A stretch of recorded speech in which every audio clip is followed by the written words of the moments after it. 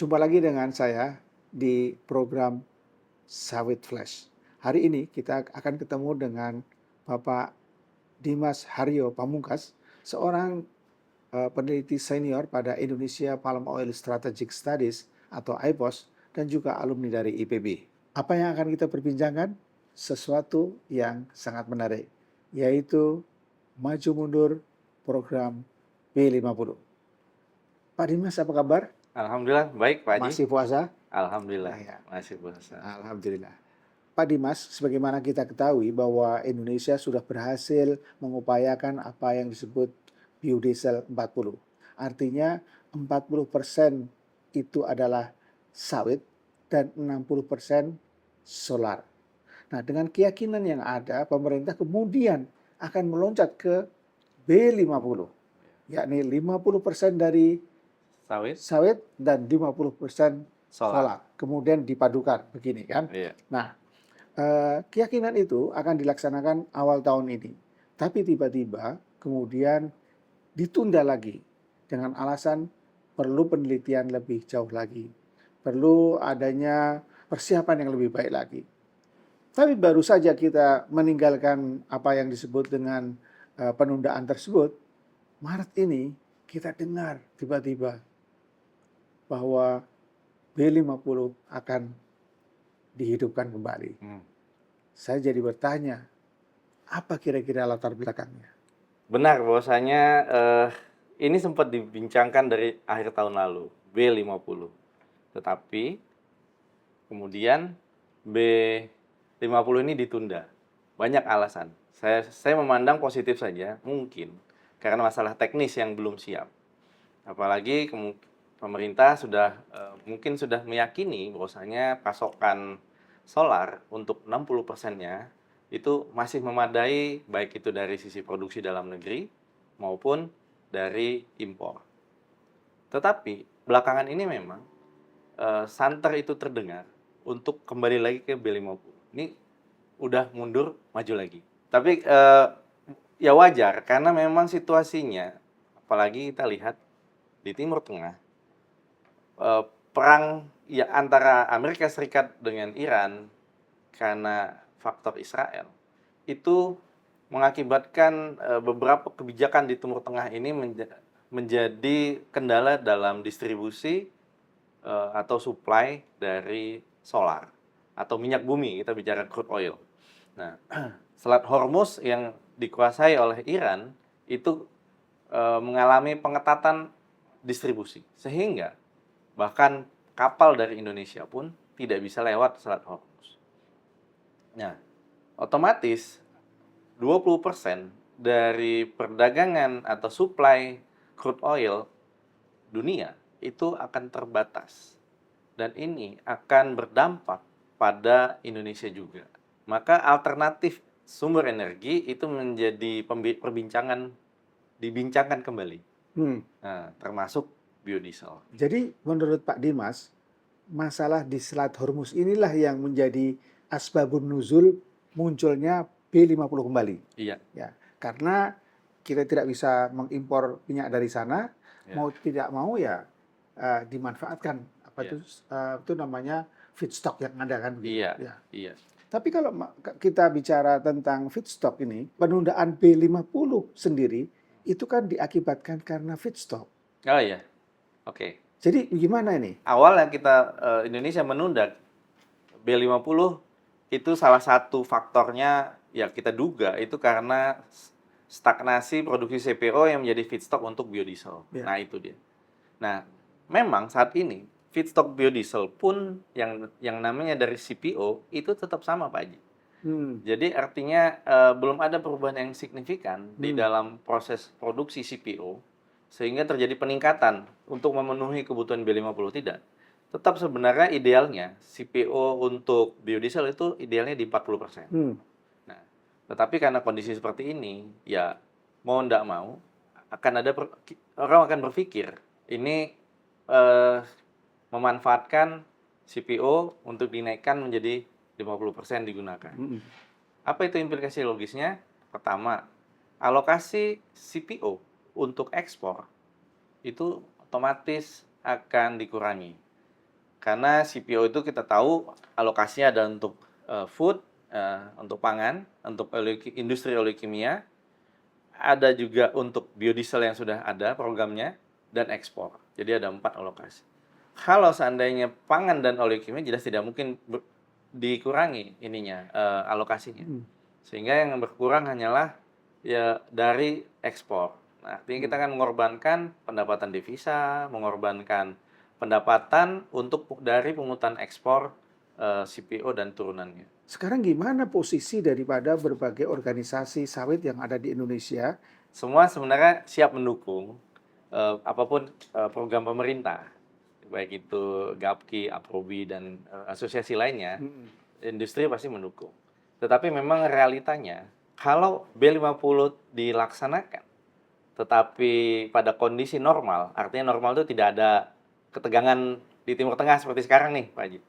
Nah, otomatis harga crude oil itu masih berkisar di $70 per barel.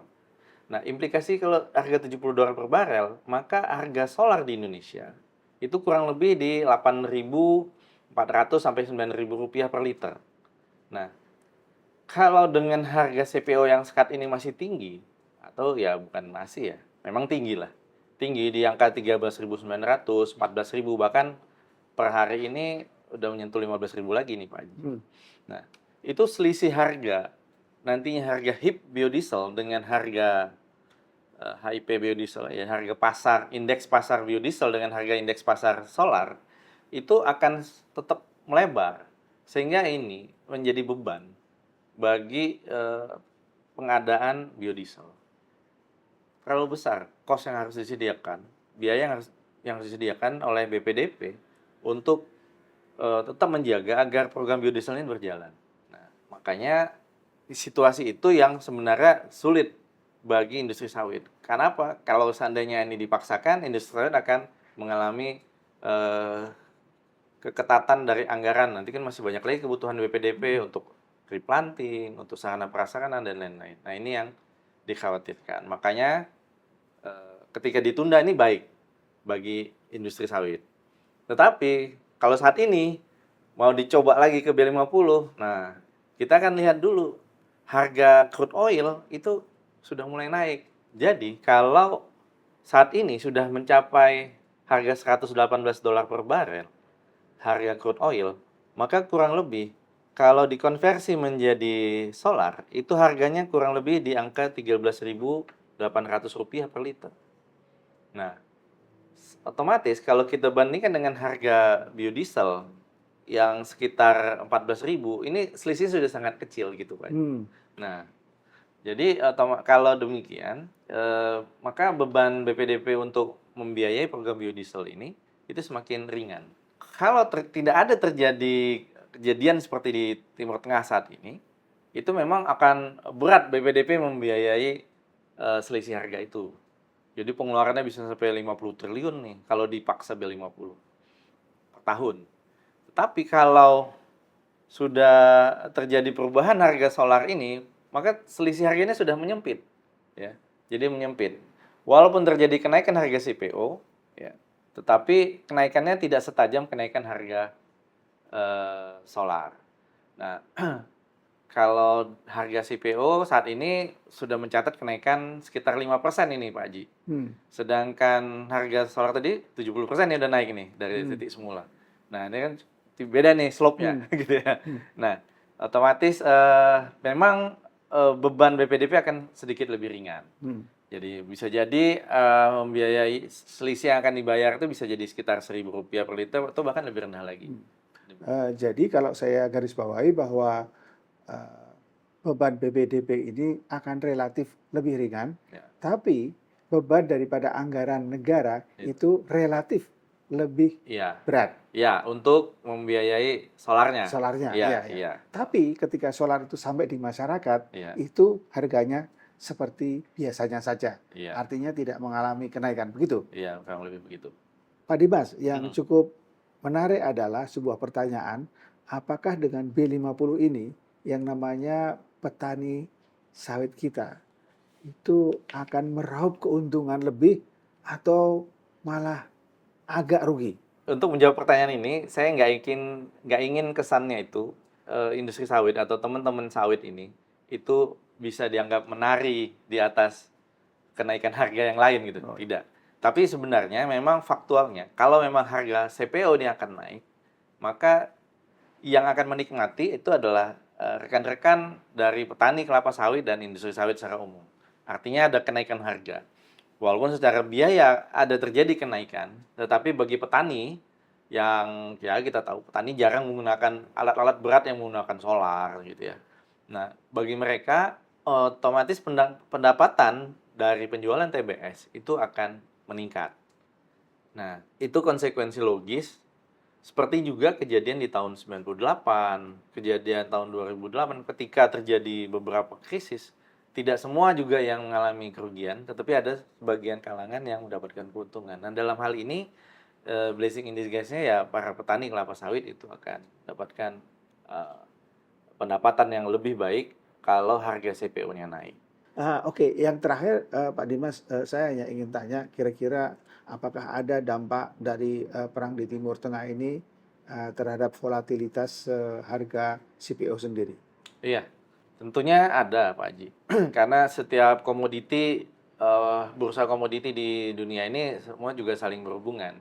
Baik itu naik turunnya itu karena faktor fundamental maupun karena faktor sentimental ya, analitis dalam waktu singkat. Nah, sebagai contoh aja, sejak terjadinya perang Iran ini, harga CPO di bursa Malaysia derivatif itu sudah mulai meningkat dari sekitar di 4.100 ringgit per ton itu sudah naik 5% ke 4.300-an.